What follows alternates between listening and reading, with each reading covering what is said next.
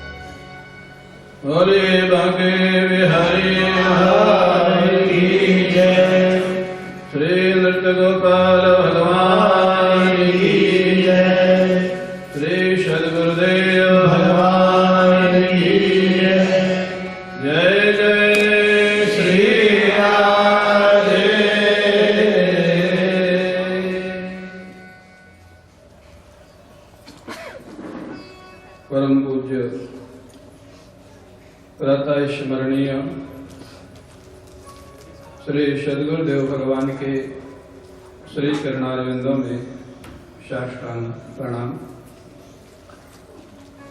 परम श्रद्धेय दर्शन केशरी स्वामी श्री मुक्तानंद जी महाराज,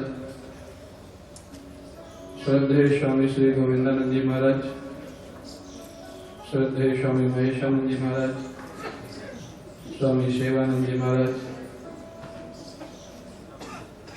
पूज्य संत वृंद, आदरणीय लहोटी जी, प्रिय तोदी परिवार, समुपस्थित भगवत कथा अनुरागी सज्जनों,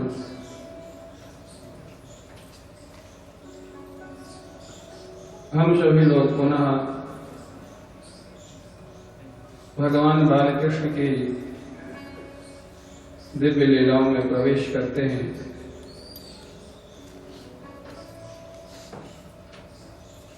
तोदी जी का ये विशेष अनुष्ठान, अनेक संतों का पदार्पण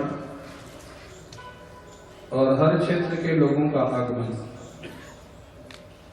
उसमें आज उसी क्रम में हमारे देश के सुप्रीम कोर्ट के ex chief justice Shri RC. Lahoti जो आज यहाँ मंच पर बैठे हुए हैं, हम सभी लोग तालियों के साथ उनका सम्मान करते हैं और उन्हीं के साथ उनके छोटे भाई मध्य प्रदेश हाई कोर्ट के एक्स चीफ जस्टिस श्री के लाहौटी वो भी साथ में आए हुए हैं। और आप दोनों का जीवन इतने बड़े पदों पर रहने के बाद भी एक आदर्श जीवन, न्यायप्रिय, ईमानदार और किसी भी दबाव में कोई काम न करने वाले, ऐसा आपका आदर्श जीवन रहा है। आप दोनों की बड़ी छवि है, हर क्षेत्र में लोगों में बड़ी प्रतिष्ठा है, सम्मान है, हर क्षेत्र में माने उनके विभाग में, अफीसरों में और संतों में भी। तो हम लोगों के बड़े सम्मानीय हैं और प्रिय हैं। हमारे शास्त्री जी आज आए हैं, जिनका संबंध वर्षों से आश्रम से है, उनका भी हम लोग अभिनंदन करते हैं। प्रातःकाल आप लोगों ने श्री विनोद अग्रवाल के भजनों का आनंद लिया और कल के सत्र में मध्याह्न की कथा के बाद श्री गोविंद भार्गव जी के भजनों का आनंद लेंगे। इस समय भगवान की जो कथा है उसमें हम लोग प्रवेश करें। भगवान बालकृष्ण मथुरा में नगर भ्रमण करके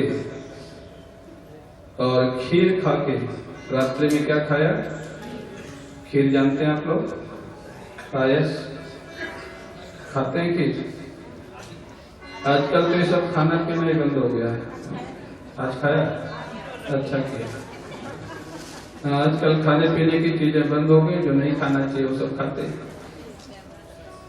भगवान कृष्ण खीर खा के सो गए और कंस को नींद नहीं आती। कंस थोड़ा सोता है तो दुस्वप्न आते हैं, दुस्वप्न, अपशकुन जिनको माना जाता है।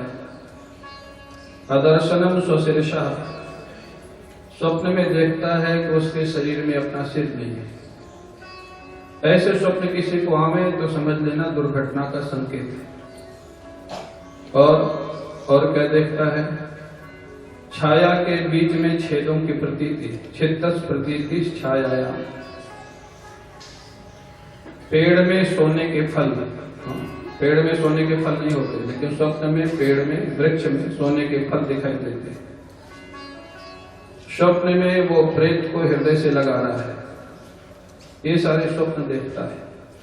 गधे पे बैठ करके कहीं जा रहा है। ये स्वप्न दिखाई दें अगर, तो समझ लेना कोई जीवन में दुर्घटना आने वाली है। अपनी श्वास सुनाई नहीं देती उसको, अपनी श्वास की आवाज। तो जो लोग प्राणायाम करते होंगे उनको तो सुनाई देता ही होगा, फिर भी आप लोग देख लेना। अपने श्वास की आवाज सुनाई न दे तो समझ लेना कुछ गड़बड़ होने वाला है। बार बार वो जग जाता है, विद्वान था, सारे अपशकुन जानता था, जग करके घबरा करके उठ के बैठ जाता है।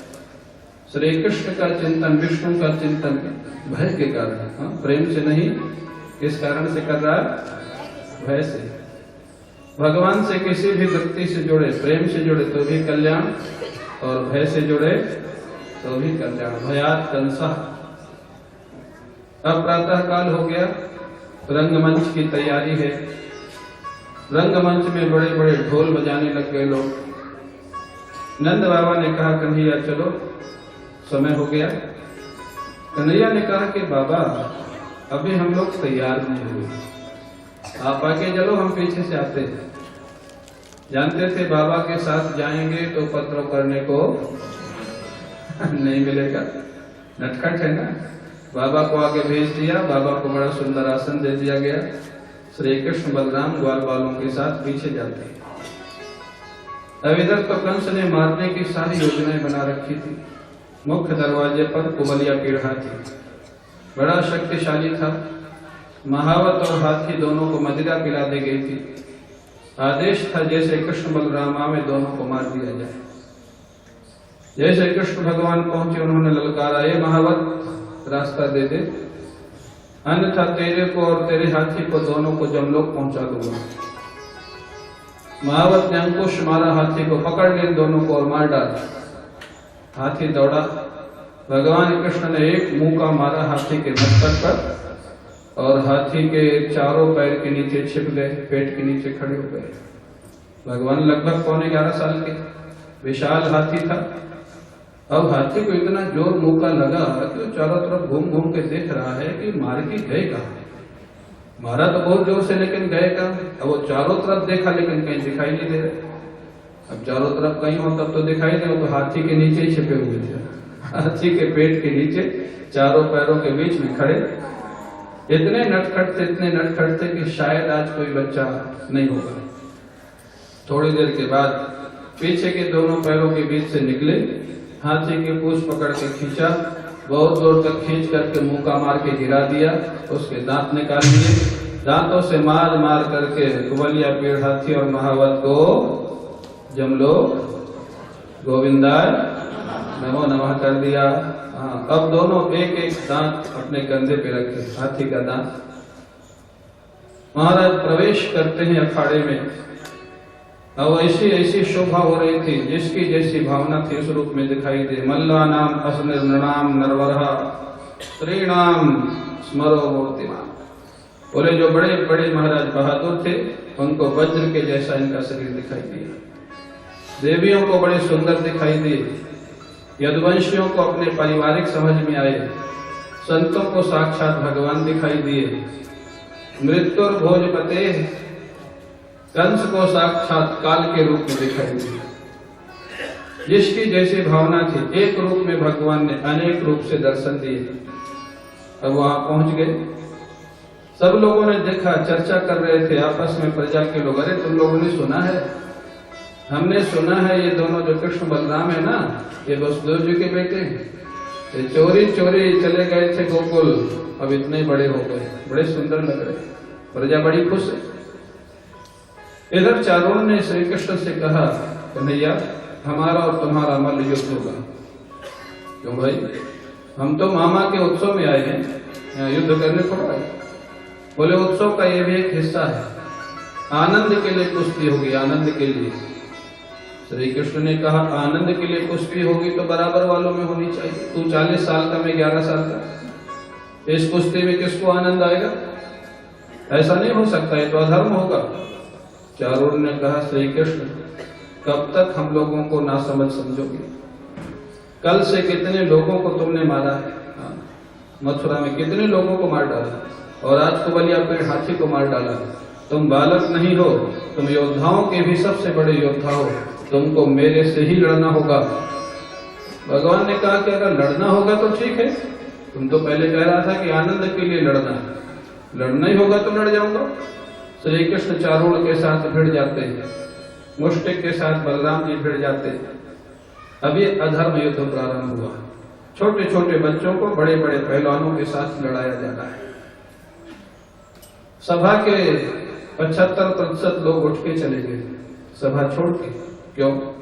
लिखा है न सभाम प्रविशेत प्राज्ञः सभ्य दोषा ननुस्मरन् अब्रुवन् विब्रुवन् अज्ञः। बोले जो सभ्य व्यक्ति है, समझदार व्यक्ति है, वो ऐसी सभा में बैठता नहीं है जहां अधर्म का वातावरण हो, जहां अधर्म का समर्थन किया जा रहा हो। क्यों? बोले अधर्म करने वाले को भी पाप लगता है और अधर्म देखने और सुनने वाले को भी पाप लगता है। जहां अधर्म हो रहा है उस सभा में, समाज में, उस मंडल में अगर आप हैं, शक्ति है तो उसका विरोध करो और शक्ति नहीं है तो उससे अपने को हटा लो। अगर विरोध भी नहीं करते और अपने को हटाते भी नहीं है, आप कहेंगे हम तो भाई मौन थे, हमने समर्थन तो किया नहीं, तो विरोध भी तो नहीं किया ना। समर्थन नहीं किया तो विरोध भी नहीं किया और बैठे रहे, वहां से उठे नहीं, तो वहां बैठने का भी दोष पाप आपको लगेगा, क्योंकि आपने विरोध नहीं किया, समर्थन नहीं किया। लेकिन अब्रुवन विब्रुवन, उसके पक्ष में बोलने से पाप लगेगा, मौन रहने से भी पाप लगेगा, दोनों में पाप लगेगा। इस बात को समझते हुए बहुत सारे सभासद उठ के चले गए कि नंद बाबा कहाँ जाए। नंद बाबा के बच्चों पर तो आपत्ति। नंद बाबा कांपने लग गए भगवान कृष्ण और बलराम की दशा देख के। भगवान ने सोचा बाबा घबरा रहे। भगवान ने चारों को दोनों हाथों से ऊपर उठाया, आकाश में घुमाया। इसको क्या बोलते हैं? एरोप्लेन दांव। बताते हैं दारा सिंह यही दांव ज्यादा लगाता था। पहलवान को दोनों हाथों को उठा लो, आकाश में घुमाओ और उठा करके अखाड़े में दे पटका। महाराज चारों को जैसे दे पटका, चारों का गोविंदाय नमो नमः। प्रेम से बोलो गोविंदाय नमो नमः हो गया। बलराम जी ने देखा कि कन्हैया ने तो अपना काम कर दिया। बलराम जी ने मुष्टि को एक थप्पड़ मारा जोर से कपोल पर, खून की उल्टी करने लग गया। चक्कर खाता हुआ वो भी अखाड़े में गिर पड़ा, उसका भी गोविंदाय नमो नमः हो गया। शल कौशल इत्यादि जितने पहलवान थे वो भाग खड़े हुए। मुख्य पहलवान मार दिए गए तो छोटे मोटे अब क्या करें, सोचो भागो यहाँ से। ये तो जब इन्हीं को एक एक थप्पड़ में मार दिए तो हमारी क्या करना, भागो। भगदड़ मच गई। अब जो बाजे वाले थे अखाड़े में वो खूब जोर से बाजी बजाने लग गए। पहलवानों में भगदड़ मची हुई, बाजा बजाने लग गए। कंस खड़ा होकर बोलता है, अरे मूर्ख, बाजे वाले बंद करो। अरे महाराज आपने हमको इसीलिए तो बुलाया था, अखाड़े में आनंद आवे तो बाजा बजाना। इतना आनंद आ रहा, भगदड़ मची हुई। पहलवान, मूर्खों मेरे पहलवान मार दिए गए, तुमको आनंद आ रहा है, बंद करो। बाजे बंद करा दिया। खड़ा हो गया आकाश। हाँ, मंच पे खड़ा हो जाता है कंस। अगर मेरी आवाज कोई सुनने वाला है, नंद बाबा को जेल में डाल दो, कृष्ण बलराम को मथुरा से बाहर निकाल दो। इन लोगों ने सबने मेरे साथ धोखा किया है। अब वहां आवाज सुनने वाला कोई था नहीं। कुछ मर गए थे, कुछ भाग गए थे। भगवान कृष्ण ने देखा मामा का दिमाग थोड़ा गड़बड़ा रहा है। मामा है, इतिहास में जितने मामा हुए बहुत रिपोर्टिंग उनकी अच्छी नहीं है। तो शकुनी मामा हो, कंस मामा हो, दुशासन मामा हो, कोई भी, तो हमारा मामा का दिमाग गड़बड़ा रहा थोड़ा। चलो मिल लेते गड़बड़ होने के पहले। भगवान कृष्ण जैसे आगे बढ़े, अब कंस और घबराया। तो जानता था यही मारेगा मेरे को, नारद जी ने पहले बता दिया था। बड़ा ऊंचा मंच बनाया था, मंडलेश्वर मध्यस्था, भागवत में लिखा। पटाखे पहले से फूट रहे हैं। मंडलेश्वर मध्यस्था, कंस के लिए लिखा है कि सभी मंडलेश्वरों के बीच में सबसे ऊंचा मंच बनाया हुआ था। सभी मंडलेश्वरों के बीच में जो बैठे वो कौन? महामंडलेश्वर। क्यों शास्त्री जी? मंडलेश्वर मध्यस्था लिखा, सभी मंडलेश्वरों के मध्य में सबसे ऊंचा मंच था कंस का, तो वो क्या हो गया? महामंडलेश्वर। भगवान कृष्ण ने देखा पहले इसी को पकड़ो। अब महाराज भगवान जैसे पास गए, वो मंच पे खड़ा होकर तलवार हिलाने लग गया, घुमाने लग गया। भगवान कृष्ण को जानता था इतना ऊंचा मंच क्यों बनाया था, यहाँ तक आ भी जाए तो मंच तक न पहुंचे। भगवान कृष्ण के लिए मंच की दूरी क्या है? जो 2 चरण में 7 लोक को नाप लेते हैं, उनके लिए मंच की ऊंचाई क्या है? उन्होंने छलांग लगाई और मामा कंस के मंच पे पहुंच गए। पहले तो व्यंग में बोले, अरे मामा, तूने इतना प्रेम से मेरे को बुलाया, सोने का रथ भेजा, क्रूर जी को भेजा, पत्रिका भेजी, और मैं भी बहुत सारा सामान तेरे लिए लाया हूँ, दूध लाया, मक्खन लाया, दही लाया। मैं तेरे से मिलने आया तो तलवार दिखा रहा, तलवार क्यों दिखा रहा? इतना प्रेम से बुलाया। अब मामा कंस तो समझ गया कि तो नाटक, ये मारने आया, कोई दूध दही खिलाने नहीं आया। मामा कंस और घबराया, कांपने लग गया। भगवान कृष्ण ने उसके हाथ पकड़े, तलवार छीन के नीचे पटक दी, मुकुट छीन के नीचे पकड़ लिया, बाल पकड़ लिया। दुष्ट कहीं का, अपने को मौत से बचाने के लिए तूने कितने लोगों को मौत के घाट उतार दिया। मेरे अवतार के पहले 6 भाइयों को मार डाला, देवकी वसुदेव को जेल में डाल रखा है, अपने पिता उग्रसेन को जेल में डाल रखा है, अपने, और जानता नहीं इस संसार में जो आया उसको जाना पड़ता है। फिर भी तूने इतने लोगों को मारा, और मेरे को मारने के लिए तूने छठी के दिन से काम शुरू कर दिया था। आज 11 वर्ष हो गए, कोई दिन प्राय नहीं जाता था जिस दिन कोई ना कोई आपत्ति नहीं आती थी, वहां कोई ना कोई असुर नहीं आता था। आज बता, मैं तेरा काल तेरे सामने खड़ा हूं, अब तू बता तू क्या कर सकता है, कर ले। अब महाराज मामा कंस तो लगा कांपने। भगवान कृष्ण ने बाल पकड़ के उठाया और उठा करके महाराज अखाड़े में ऐसा जोर से पटका, और त्रिलोकी का भार लेकर के भगवान कृष्ण स्वयं मामा के ऊपर कूद पड़े। त्रिलोकी का भार वो तो चकनाचूर हो गया, कूदने से ही उसका गोविंदा नमो नमः हो गया। मामा चला गया कहाँ गया? ऊपर के नीचे। हाँ, भगवान ने मारा है ना, भगवान के धाम हो गया। यही भगवान की विलक्षणता है। भगवान से जो प्रेम करे उसको भी अपने धाम भेजते हैं, भगवान से जो दुश्मनी करे उसको भी अपने धाम भेजते हैं। भगवान के धाम चला गया। अब भगवान कृष्ण ने जब उसको पटक दिया नीचे, नंद बाबा इत्यादि थोड़ा घबराए, क्योंकि उनको नहीं मालूम कि भगवान, वो सोचे कि मामा को उठा के पटक दिया, अगर कंस जीवित रहा तो लाला को बहुत मारेगा। नंद बाबा सिंहासन में बैठे बैठे घबरा रहे, इसलिए श्री कृष्ण ने मामा कंस के बाल पकड़े और अखाड़े में खींचने लग गए। मृत शरीर को, जबकि हमारी संस्कृति में मृत शरीर का अपमान नहीं किया जाता है। कितना भी खराब व्यक्ति हो, जब उसका प्राण छूट जाता है सब लोग उसको प्रणाम करते हैं। आप और हम कोई भी कहीं जाते हैं, किसी की अंतिम यात्रा दिखाई देती है, क्या पता लगाते हैं कौन है? अच्छा है, बुरा है, हिंदू है, मुसलमान है, क्रिश्चियन है, पता लगाते हैं? नहीं लगाते। ढका हुआ शरीर रहता है, कोई भी जाता है सब लोग उसको, ये भारतीय संस्कृति है। मरने के बाद अपमान नहीं किया जाता है। तो महाराज भगवान कृष्ण उसको मरने के बाद क्यों खींच रहे? क्योंकि बाबा घबरा रहे, बाबा को नहीं पता है कि मामा मर गया है। भगवान कृष्ण को बताना है कि बाबा अब चिंता मत करो, मामा अभी संसार में नहीं है, आप निश्चिंत हो जाओ। महाराज नंद बाबा निश्चिंत हुए।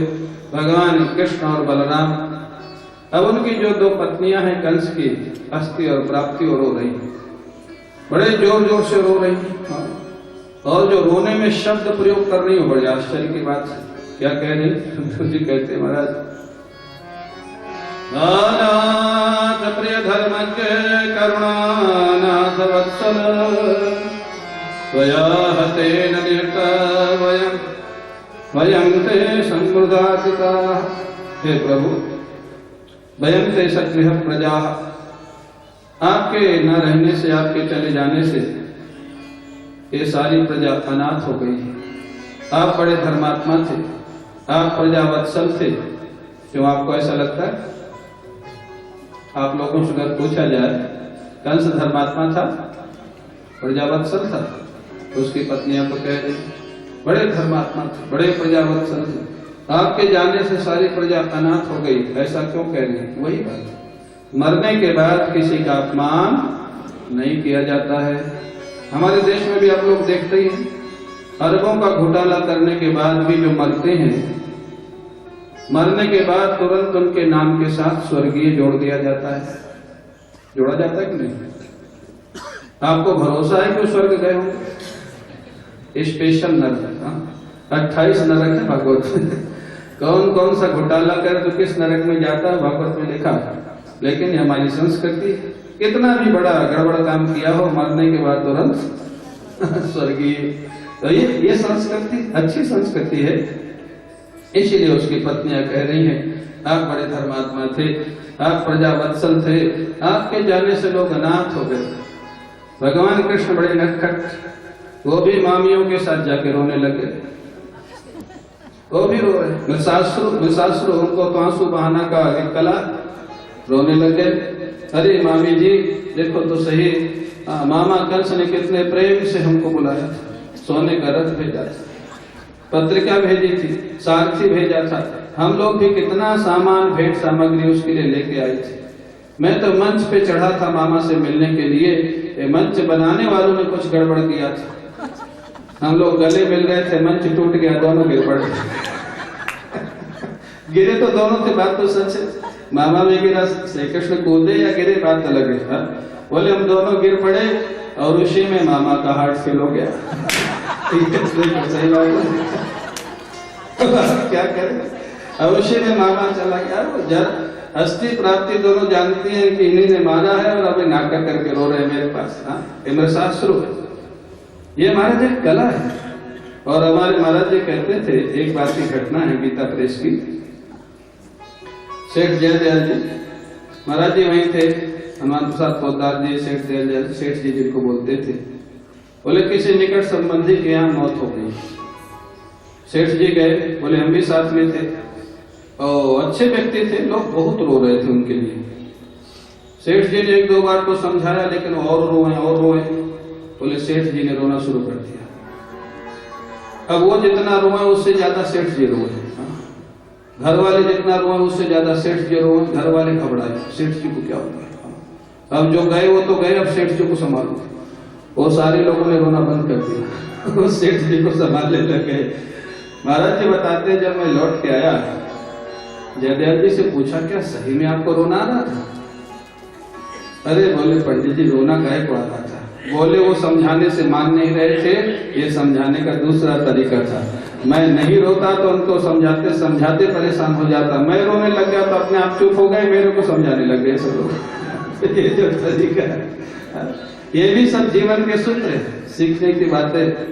भगवान कृष्ण रो रो करके महाराज उनको विदा कर दिया। अस्थि प्राप्ति उसका संस्कार करके चली गई अपने पिता जरासंध के यहाँ।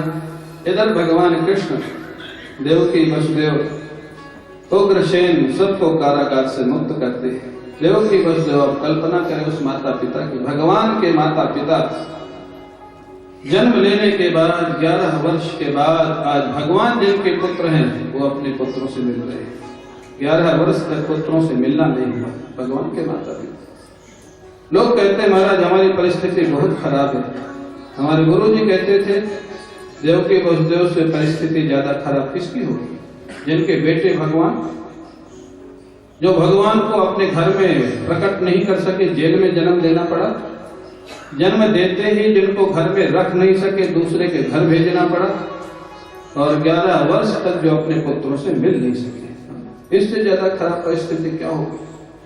ये दिखाने के लिए भगवान ने किया कि मृत्यु लोक है, ये मृत्यु लोक में अच्छी बुरी परिस्थिति सबके जीवन में आएगी, अवश्यम भावी है। उसी में जो आनंद पूर्वक, शांति पूर्वक, धैर्य पूर्वक निकल जाए वो भगवान का सत्संगी है, भगवान का भक्त है। महाराज भगवान उनसे मिले, घंटों तक तो देवकी वसुदेव रोते ही रहे, श्री कृष्ण बलराम को हृदय से लगा करके। बहुत देर के बाद महाराज उन्होंने उग्रसेन को स्नान करवाया, देवकी वसुदेव को स्नान करवाया। उग्रसेन को मथुरा के राज्य में अभिषेक किया, वहां का राजा बनाया। मथुरा से जो लोग भाग गए थे कंस के अत्याचार से, उनको वापस बुलाया। सारे ब्रजवासी लोग बड़े प्रेम से रहने लग जाते हैं। बोलिए भक्तवत्सल भगवान की, भक्तवत्सल भगवान की, भक्तवत्सल भगवान की।